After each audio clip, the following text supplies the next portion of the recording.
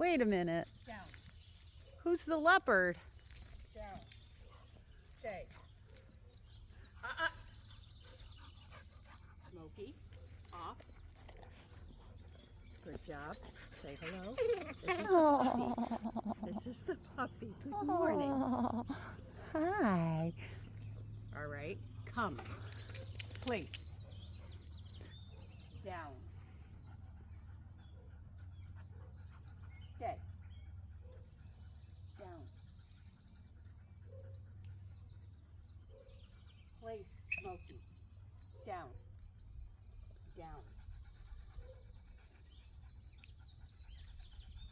Down.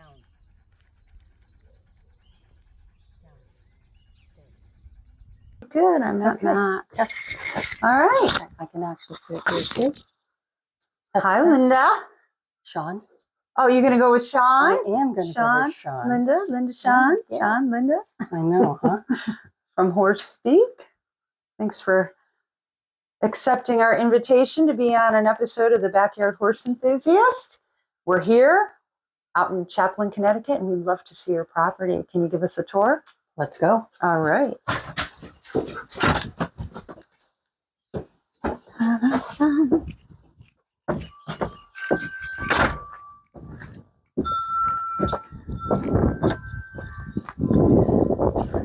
We're about 7 acres. We're across from the state forest. We're on the Natchog River. Access to the river is not good here, but down a little bit, we do cross the horses down there. The horses, I have one in particular that loves the water.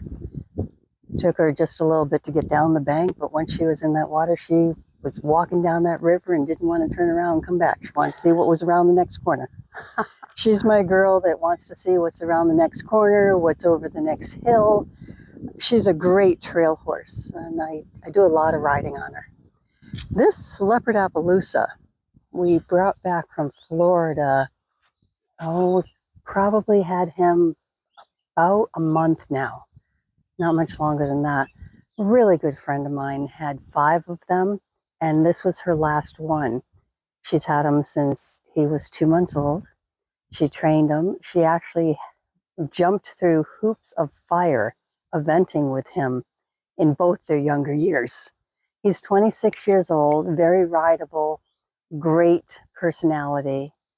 And she wanted him to go to a good home, not somewhere that they say, oh yeah, you got a few good years left, and 2 years later they end up skin and bones in a rescue. So what we try to do is we raise money and we try to give $1,500 to $2,000 to small farms around the area on a yearly basis, just to help them buy the feed, the hay, things that are needed to get the horses through the winter. And that way the horses can stay where they're familiar, where they've been brought up, where they've lived for 10 or 20 years, rather than go to a rescue where in a paddock like this, there's could be as many as 10 horses. So this is the playground. Obviously, they like to knock the barrels over also. We just play. 75% of what we do is play with the horses. About 15 to 20% is riding. And we hang out with them. We match steps with them. Horse speak is the language of the horse. So it would be as if you were talking to somebody that could understand you, but was mute and spoke a different language. So they couldn't understand you right away, but they would try to talk to you. So by gestures, postures, and signals, we can enter in a horse's conversation. There's 15 points on their body that they most often interact with each other. And they talk about the same things basically over and over again. Safety, security, clarity, who moves who. And you'll see them go to the cheek, which we call a butt, or go to the neck. That's a little more intense. I really want you to move, not just yield your head. I want you to take your feet with you. And our structure, even though we're upright, is similar enough with our ribs and the way if we went down on all fours as the horse. And I'll show you some pictures later where our skeletal system is very similar to theirs. as is our nervous system. And that's where we connect with our nervous system, because they're pretty much the same. So by scanning the environment, which is the first thing I do in the morning, is I look around and make sure, a plane hasn't landed in the tree overnight. A bear hasn't climbed a tree. There's no huge hives, all right? And I look around, take a breath in, take a breath out.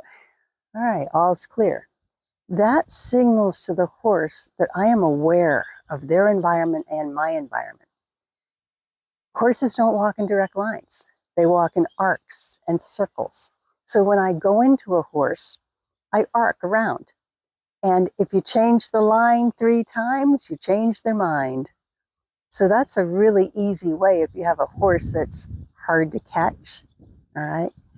Not only are you not, communicating well, if your partner, husband, wife, spouse, kid, walk the other way every time you entered the room or tried to talk to them, it'd be a problem with your relationship. Same thing with a horse. If it walks the other way every time it sees you, there's a problem with your relationship. This is stuff that we probably all know. All good horse people know, all good horse trainers know. It's just really Sharon Wilsie, who wrote the book Horse Speak. She has 3 books out now. She's put it into words, stuff that I knew, but I was just missing something. So I was with Pirelli for 7 years, studying, doing clinics and at their ranch in Ocala. And I was huge, and they were great. They are great. But I always felt there was a piece missing that I just wasn't getting, that they knew, but I'm not sure that they knew how to teach it. Sharon Wilsie came along, and I was like, that's the missing piece. She knows how to teach it. So every movement we make with our hands, and we talk with our hands, especially you Italians, all right, means something to the horse. So every time we take our belly button, which is like a bullhorn, think of where a horse's belly button is. It goes to the ground, so they're grounded, right? Ours points out to the world. And we are just totally unconcerned and unknowing and just clueless about how important our belly button is, especially when you're dealing with animals, especially with horses, prey animals versus predators. Our dogs are predators. Oh, it's a big dog. No, it's more like a big bird in the sky that, flies down and lands on your arm and you tame it. That's more similar to what a horse is than a dog, and people just, horses' world would be so much different if they could whine or whimper or, squeal like a dog does when it's hurt. But they don't, because they're a prey animal. So whoever, shows hurt, pain, whimpers, all right, they're the one the predators are going to eat. So people say that horses don't strategize. I kind of beg to differ, because I've seen 3 Mustangs make a circle, around a fox. They've come, and obviously they can communicate because they're all in different sections, and it was a herd of 24, and these 3 came and started walking toward the fox. I've seen the remains of a coyote stomped, in the ground, or a snake. In Florida, I'm from Connecticut. I've never seen a yellow snake or yellow rat snake. I thought it was fake, so I went to pick it up. It wasn't. It turned around and hissed, obviously. Thank goodness it wasn't a poisonous one. So is that strategy? Getting together and stomping a predator. It seems like it could be to me. Absolutely. So anyway, this is what we have. This trailer here is where we keep our hay. And my neighbor, the woman painter, lady painter, across the street, neighbor, quarter mile down the road, but still, she painted this. This is what she does. She does all sorts of things. And in the winter, it's phenomenal because It must blend right It in. blends right in. Oh my gosh, that's Isn't it? beautiful. It does. It's not a big, Wow. trailer that sticks out like a sore thumb. So do you own this trailer and then you get Yes. your hay and you offload from the wagons or whatever Yes. into this to Yes. store for the Uh-huh. winter? And how many horses do you have on your property? We only have 3 right now. You have 3? So how many thinking bales of hay do you go through a season? 350 to 4. It obviously, when we have rain and sun like we did last year and this year, the 3 horses can't even keep up with the grass, and we have to mow it. But What is your philosophy on feeding horses, and how many Mustangs do you have here? we only have we have 2 plus the leopard Appaloosa. Okay. Okay, so one actually was born on the property in Florida, and then one of the reasons we moved from the ranch in Florida to the farm up here is for the Mustangs that we had.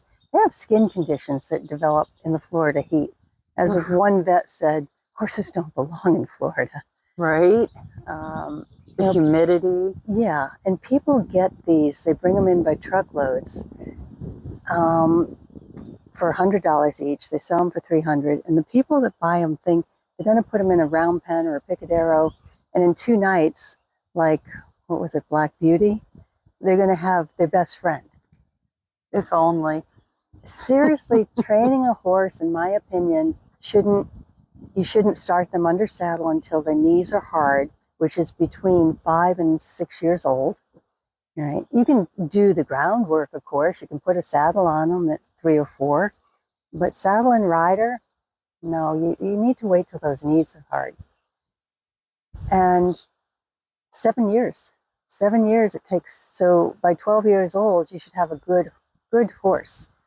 And I don't want a bomb-proof horse. I want a horse that's a partner that can think, that can keep themselves and me out of danger, knows when to go through mud and goes through the water and goes over bridges, and is a partner. It's not bomb-proof. It hasn't given up. It hasn't been sacked out. These things that people used to do to horses, think of if it was done to you. Don't you feel like they shut down when they're exposed to that kind of training so early on, that they just shut down, and it's not a healthy place for them to be emotionally or even physically? I think it takes a toll on them. Exactly. Some horses cannot go through it and do not recover. And literally, that's where they end up, on the slaughter trucks, because they've never recovered from that. Yeah. Warning, a trainer who says do not come for 2 weeks because the horse has to get acclimated to it. That's a red flag right there. Any good trainer should want you there all the time to teach you as much as possible, because if you're sending your horse off for training, it's still coming back. I have retrained so many horses because the owners don't keep up with it, or it's not been done correctly in the first place, and the horse doesn't trust them or doesn't trust any human after that experience. And like you said, some horses just can't go through it. They're tied, or they're cross-tied. People cross-tie horses.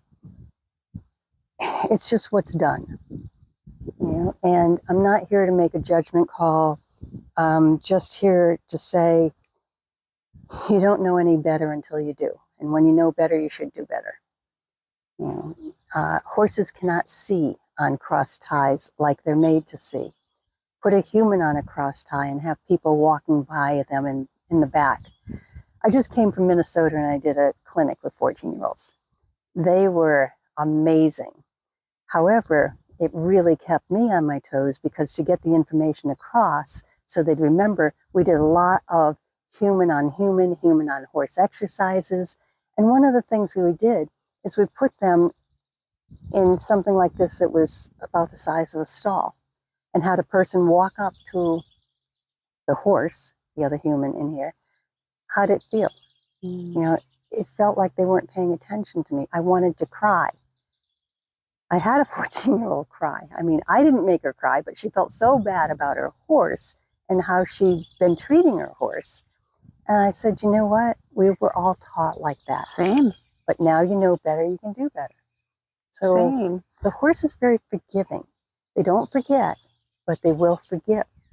And it just takes a little bit. This program of Horse Speak you can do from outside of a fence. I combine Horse Speak with Young Living oils. Okay? Young Living is one of 2 companies in the world that have pure oils, that have quality control, have independent testing.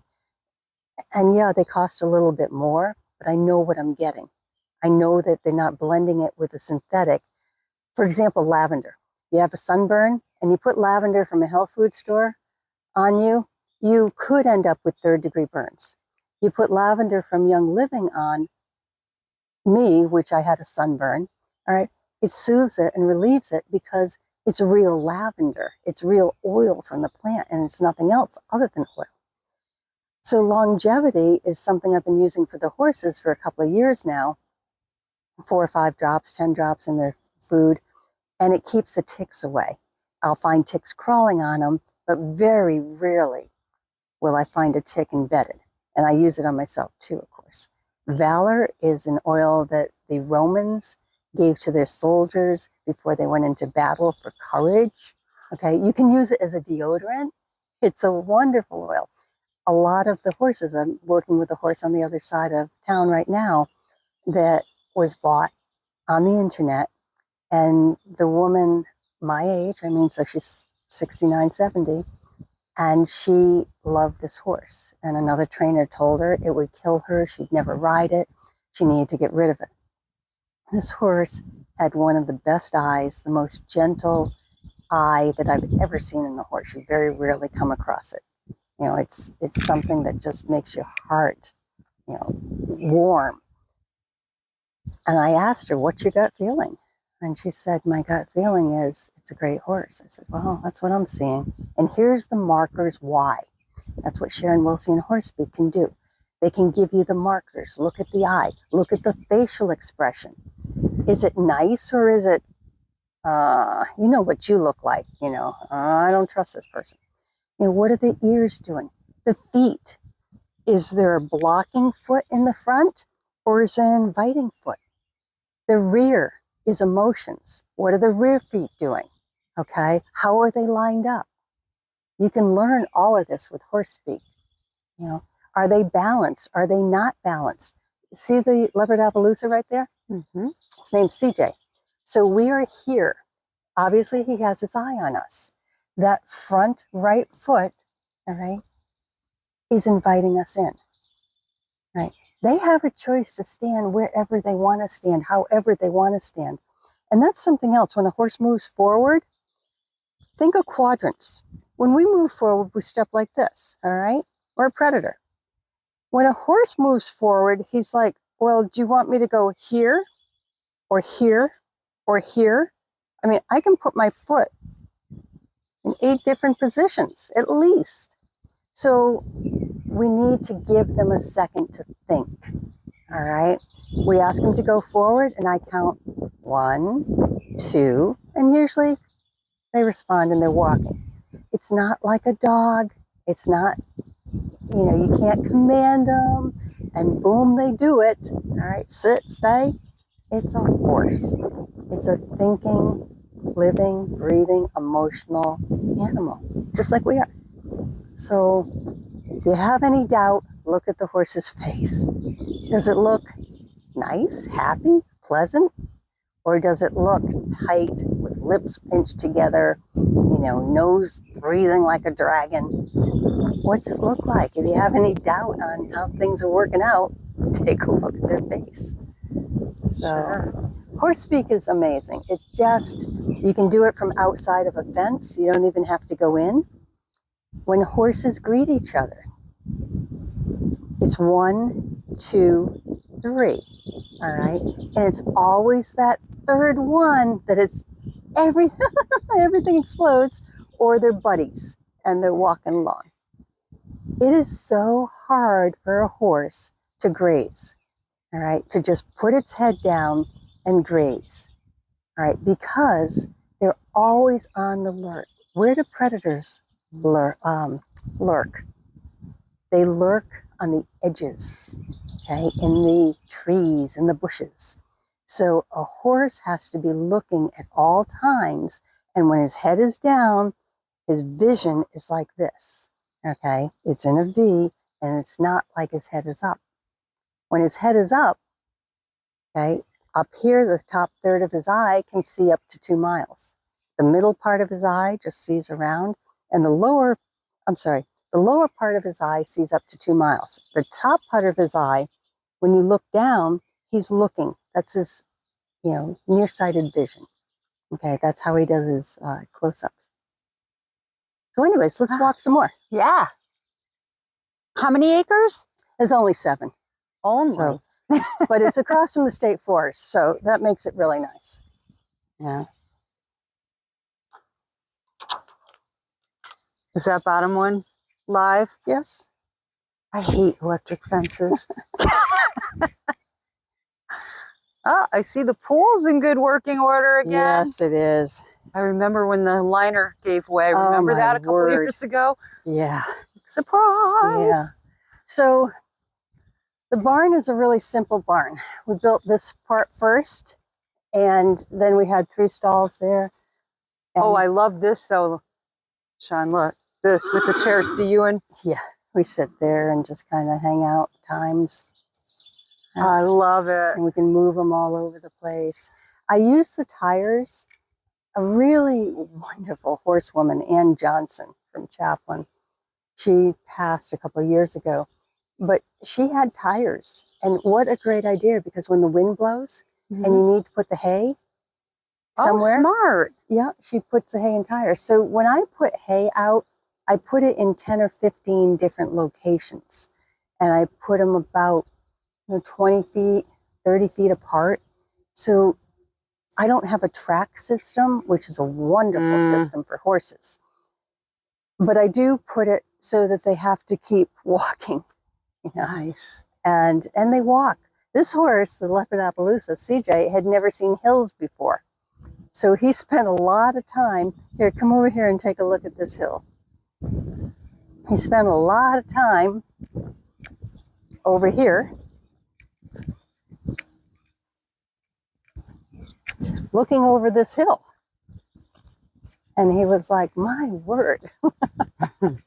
he just, so he's really building up the muscles, by doing that. And that's the indoor. The indoor over there, we put a roof on it several years ago because it did have the tarp. And then in one of the blizzards that we have, the tarp ripped right down the middle. So now what I did is we pulled the tarp up. So we have it on the sides. Yeah. And right now we still have winter things in there, like we have the camper in there, because I use it mostly either in the summer for clinics or in the fall. I do not really play with the horses a whole lot when the temperature gets, below 10 degrees. Gotcha. Let alone minus 20.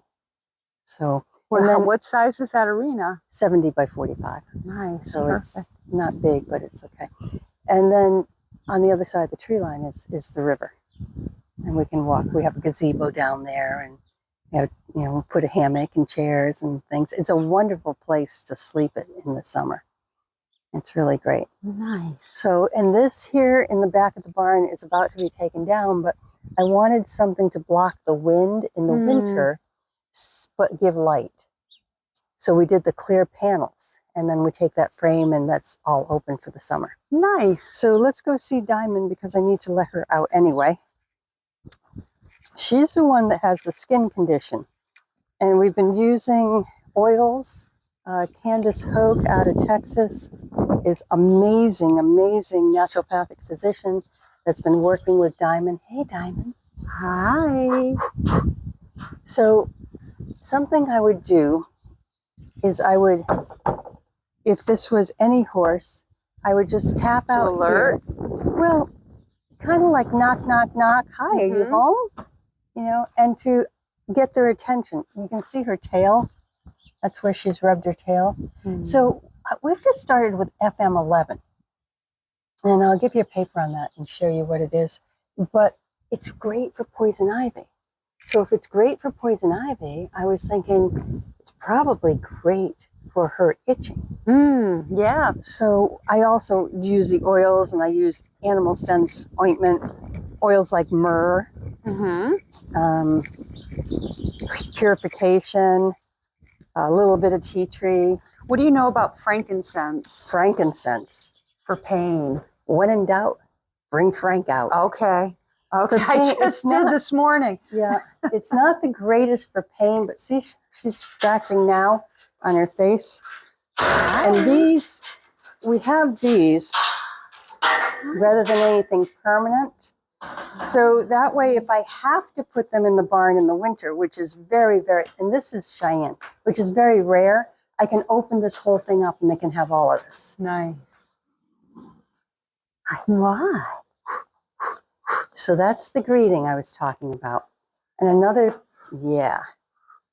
So where people go wrong a lot is they try to push their head away right here. That's what we call the play button. So they'll always bring it back. And Come on, let's go, right? Yeah. And people get mad. So here, if I wanted to ask for space, I go cheek, neck, shoulder. Can you take your whole body out? Thank you very much. And I'm going to, here's the hip drive. Now this one would like her butt scratched. Okay. And she'll I'll also have to try that the next time I need a butt scratch. Come back, okay, with her tail. And that's how we teach them to, she was taught from a young age, all right, that this would be a reward for taking a couple steps back. This comes in handy if you ever need to get them out of small spaces or the trailer, or, you know, it's just something else, yeah. And CJ's her buddy. Yeah. She hasn't seen many geldings, so she's in heat quite a bit. Yeah, good girl. And then right here is what we call the sit button. A lot of times, you know, mothers will use it on foals. Calm yourself down. It's like you saying to your sit down and behave yourself. And it's a bookend. Bridge of the nose is a very, very sensitive button. And you can hold these buttons in the air also. But remember, it's a conversation, and they can leave at any time. They can say, a swish tail would be done with the conversation right now. Okay?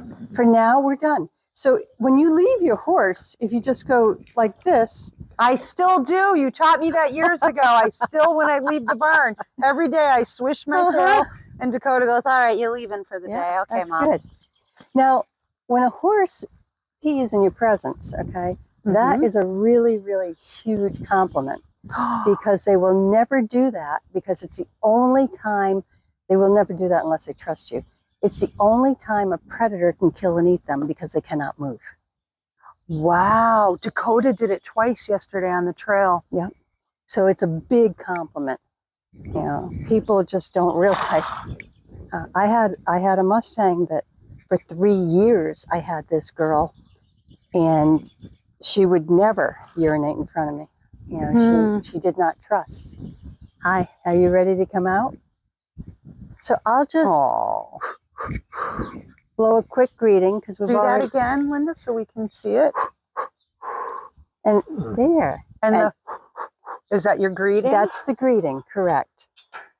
So the different breaths, there's a shuddering breath. There's all different breaths. Horses breathe to each other all the time, all day long. And usually it's a cycle thing. It's, for the horses, it would be, you know, the greeting. We call it going somewhere. It's not literally going somewhere. It's who moves who asks for space. Now you see her right now, right over there, and this one's answering. All right. So she was like, can you move your face over? Now he just went like this on his leg, which is usually, you know, keep the intensity low, I'm learning something. So by lowering the head, keep the intensity low. And I might just say, yep, we're going to keep the intensity low by either going like this with my foot or just going like this with my foot. And I'm going to move. I learned to move a horse back by having my finger in their chest or a rope or something like that. What I've learned, it's a lot easier because that kind of collapses their pecs and says, I'm not proud of you.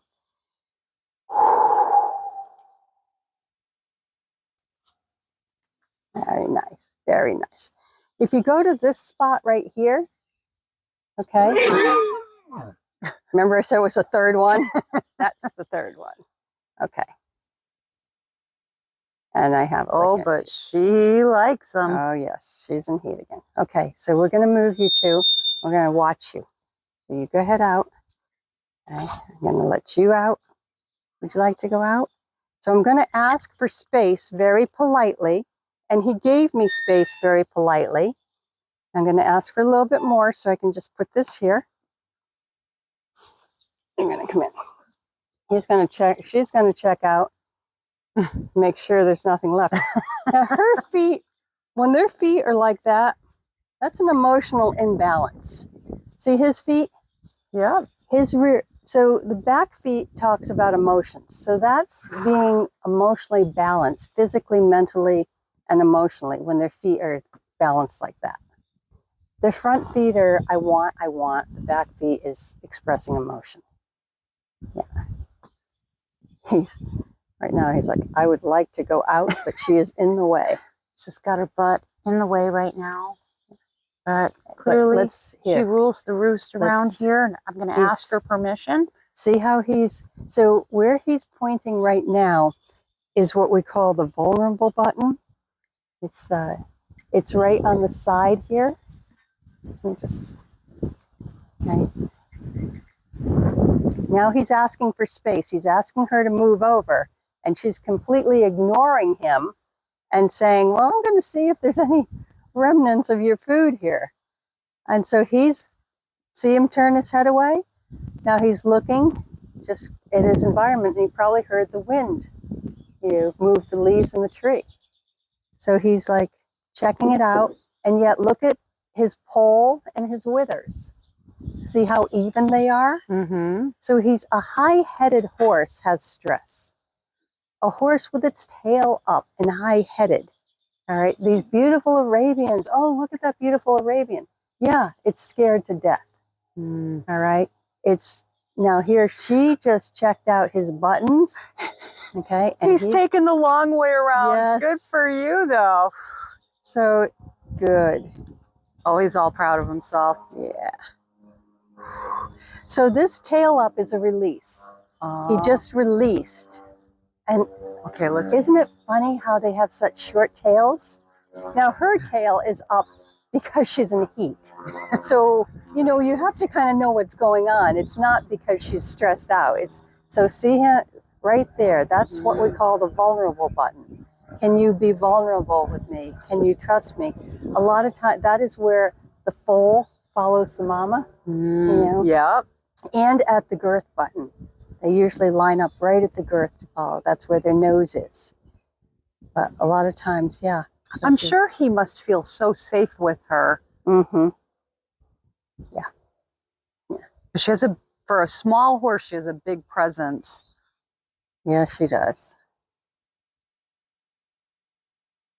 So he looks really good for 26. Mm-hmm. And she's just an easy keeper.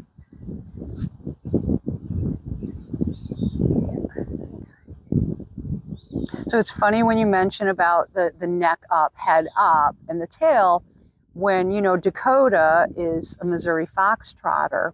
And when I used to ride him on the trails, he was definitely head up, head up. But since he has really melded into his new environment and loves it and has a love interest and all that, his head is almost on the ground when we're out trail riding now. He is so flippin' relaxed. It is just, I could just drop the reins, truly. And that's probably because of you. Because we need to check ourselves, our inside. Okay, because what we're feeling Their heart goes out 15 to 20 feet. Our heart goes Right. out about 6. So they can feel our anxiousness. They can feel our nervousness. They can feel if we're thinking about something else. So when we're riding, it all transfers to them too, because think how intimate it is to be on their back. They're not particularly saying, hey, let's ride, you know. I'd like a human to be on my back and carry the weight and everything else. And we're really, really blessed that they allow us to be on their back. Absolutely. And the connection that we have with them when they look to us for trust and is everything okay? And that's what you have now riding. Your horse trusts you and you have that rapport. And by checking ourselves, okay, is my jaw relaxed? I had a biofeedback woman once and she said to me, are your eyelids relaxed? So for me, that's my real thing. I can check, and if my eyelids are relaxed, it's not my shoulders, it's not my jaw, it's not my, hips or torso or whatever. But if my eyelids are relaxed, I'm relaxed. So when you're checking yourself, check your face. Are you happy? Well, let your face know it. Oh my gosh. And am I? A couple weeks ago, I ride with a woman. She's 71 years old. Her horse is 25. And we're on the same speed when we go out trail riding. It is just a walk, maybe a jog once in a while, but we're just out there. And I had a moment where that grin was literally from ear to ear, where I felt such gratitude for and blessed. Like, look at, we're out here in the middle of the woods on a beautiful morning. I'm on the back of a horse that I know loves me. I love him. We are a great partnership. And I mean, it was just, I could have like a balloon, like, phew, it was crazy. And and the connection that he and I have is absolutely insane. And that he has everywhere. It took us 3 moves to get him to the perfect location where I said it has to emulate what I had in my backyard, which is what he has. Yeah. It's only him and this other mare on a 50-acre property right on the trail system of Cacaponsett State Forest. That's nice. Beautiful run-in shelters and a stable with stalls. I mean, just perfect. And a old man who just loves to take care of horses. But everywhere he stopped at before he got there, every person that encountered him would say, that horse is special. He's special. And Richard said that to me one day. He goes, I've been doing this a long time. He goes, I don't know about him. What don't you know about Dakota? He's special. He goes, I love that horse. I don't think I've ever said that about him. And he's not a horseman, you know what I mean? He loves them, but he's like, no, that horse especially, because I've never gone out to feed and have a horse check in with me first before going to his food and not be pushy about his food. He wants the connection with me. Yeah. And I'm like, yeah, I hear ya. All horses are individuals. One shoe does not fit all. And Dakota is a special horse. Diamond is, what we call a mystic. She's different. And the others are, normal horses. They each have their individual personalities and they're great. And there's a great connection there. But yeah, between Horse Speak and the oils, I used, like I said, the Valor on the woman who, so to continue that story, the woman who the trainer told her to get rid of the horse, it would kill her, blah, blah, blah. I worked with her since last May, of course, not through the winter. And I said, well, what's the problem? Well, it won't stand at the mounting block. It just needed safety and security. It needed someone to put its hand behind it and say, I've got your back. You're safe with me. When we say things out loud, all the micro movements in our nervous system, in our body that we cannot even see, the horse can see, feel, and recognize. So by her saying that over and over and over, we got the horse to stand at the mounting block. I have your back, you're safe. Trailer loading, same thing. The hold your hand at the back. I've got your back. It's safe. There's obviously other things, protocol to do first. Safety and security is number one for a horse. Clarity is another value. Resources don't have to just be hay. It can be you. It can be companionship. It can be what you do together, you know. So comfort and connection are the other two. Sure. But basically, most horses I come across need that safety and security value at first. And then what do they need today? You know, what does the horse need today? People are so unclear, because if I'm standing here and my horse is there, I'm cutting off their path. I'm asking you to go forward, and yet my core is like a line saying stop. So the horse is like, well, what do you want me to do? Go or stop? So I don't know, so I'll just stand here. And people are like, you stupid horse. Well, no, it's not the stupid horse. If you just simply turn your core, cheek, neck, shoulder, scoop with the rein, palm down, scoop with the rein, like you're scooping ice cream, walk off and turn down. You know, 80% of the time that horse will follow you. Oh, definitely. You know, so. Dakota and I, we compromise on our trail rides. So I saddle him up, and then he wears all my gear, and then I'll hike out for like an hour and then find a rock or a stump and climb on his back and ride the rest of the way. And he's been carting all the gear, and it's pretty cool. And I think he appreciates that compromise is there for us, and that it's not all about, I've got a mission, I'm going to hop on your back and I'm going to ride, because it's just all about riding. Yeah. For me, it's about that great partnership, the fact that I really don't even have to put a lead rope on him out in the woods. He's just going to follow me everywhere. And I joke with him. I'm like, I'm your pack mule too. That is so fun. We hike with the horses, you know, with or without a saddle. We take them across the street and up into the forest, and we hike with them.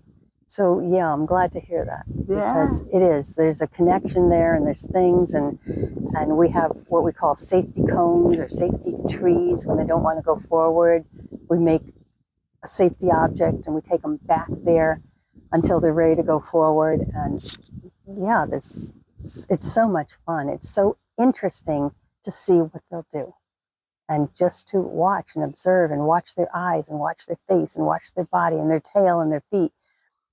You know, you can learn so much from them. And Sharon, that's what Sharon Wilsie did. She took a year and just studied them, how they interacted with each other, what the conversations were about, you know, how they moved each other and who moved who. So when you're in with horses, you want to know who moves who, because you do not want to be on the other side.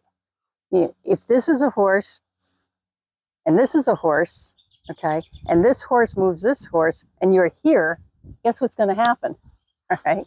If that horse moves that horse, you know, 1,200-pound horse moves you, you usually end up on the ground. You're moving. Yeah.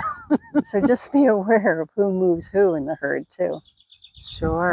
Yeah. Sure. So with Horse Speak, you're a certified coach, clinician? It's now called for PEBLS. It's called Precise Equine Body Language Skills. Okay. Because they're pretty precise. So yes, I'm certified. I'm one of 13 in the world at this time. And wow. we have, I think, 2 in Germany, 1 in Wales, 1 in Washington State, California, Massachusetts, New Hampshire, a couple in New Hampshire. But yeah, so. Well, are you finding that more and more people are aligning with this and seeking to learn more about it? absolutely, because it complements anything you do. I mean, I don't think training is complete without it. Mm-hmm. So when I used to train a horse, well, with the Mustangs, what we call they came to us as 3 strikers. So they were with at least 4 owners and 2 trainers. And a lot of times we got them from the county or other ranches or off the slaughter trucks. They'd end up at our place. So we took our time with them. You know, they'd either never been under saddle or been under saddle, a really bad experience. So we gave it 8 months. to a year, depending on what the horses. We did groundwork every day. I mean, whether it was just on a lead rope walking them, whether it was just somehow interacting them, and then we 4 or 5 times a week used the playground. So we did something to get to the objective of being able to ride the horse. And we did 5 to 7 horses a year for 12 years. Right? Wow. So we did a lot of horses. And all except one came out beautifully. You know, the one, my husband's horse that we have here, Diamond, right? But the woman that I was working with from last May, she is now riding that horse on trail rides all over the place, and I don't even need to be there. Nice. You know, the horse lines up, and she has a 4-step mounting block because she's short and she just has trouble getting up and down. So that horse has to stand there, and he takes care of her. The connection is amazing. And when we started, you got on that horse and it just took off. It's a gaited horse. And it just took off very fast, very high-headed, very scared. And it's only 11 years old. Wow. Well, it's 12 now, but, you know, so it was a young horse, and it just thought, this is what we wanted it to do. Sure. Now it just does a nice walk on the trail, you know, and then comes back and comes to the mounting block and stands. Well, you know, she's able to get off. Nice. But it was very, very rewarding. You can do most anything with a horse. It's just on the horse's time. Sure. But getting back to the training, what Horse Speak allows me to do is it allowed me to do this with this woman instead of 2 or 3 years. It allowed me to do it in a matter of months. It allows me to do something that would normally take me 3 or 4 months to do it in 3 or 4 weeks. Because now you've got the communication going along with the training. I think horses need to be trained, obviously, but I think they should be trained with understanding, empathy, you know, connection, rapport, and then guided. And it's you know, my turn, your turn. And a lot of times it boils down to clarity. They don't know what we're asking. Can you go over the poles? Again, how do you want me to go over them? This way, this way, this way? You know, where do you want me to put my foot? And once you're clear about that, you know, and horses learn from other horses. So a lot of times I'll bring another horse in that already knows the pattern, or a horse that's never done the pattern. And it's so much easier for that second horse to pick up the pattern after they've seen it from a horse that knows it. Yeah. So I think that's pretty much it in a nutshell. Oh, wonderful. Well, I'm thinking we probably would want to put this into chapters for you. Okay. Okay. So this is a get to know Shaughn, and what you do, and then another chapter of if we could actually go to a clinic, see it in action, and get that out for people so that more people can understand and reach out to you. And who knows where the third one will go. But yeah, this is wonderful. And I agree with it all 100%, because being my age, and you know what it was like a few years ago when I lost my confidence, it was really imperative that when Dakota came back to me that I had to build a connection with him that was based on trust for both of us. And it just came naturally to be able to just climb on his back and know, you got me. I know you have me, because you know I have you. And like, we have each other, we trust each other, we love each other, and we're bonded. And so thank you for that. And I do tail swish when I say goodbye to him every time, because I think he'd be not happy if I didn't. He'd be like, you left and you didn't say goodbye. That's so pretty much what it is. Yeah. So I do end our time. I'm like, I'm leaving. Mama's going home. I'll see you tomorrow. What we will do for our audience is put your contact information in the description box. Do you still have your 501c3? We do not do that anymore Okay. because I don't bring horses here anymore. I go to their farms. Okay. Email address, website, any way to get in touch with you. If there's anyone who's interested in one of Shaughn's Horse Speak clinics, please reach out. All the information is in the description box for you. And we'll see you in the next chapter. Thank you so much. Thank you.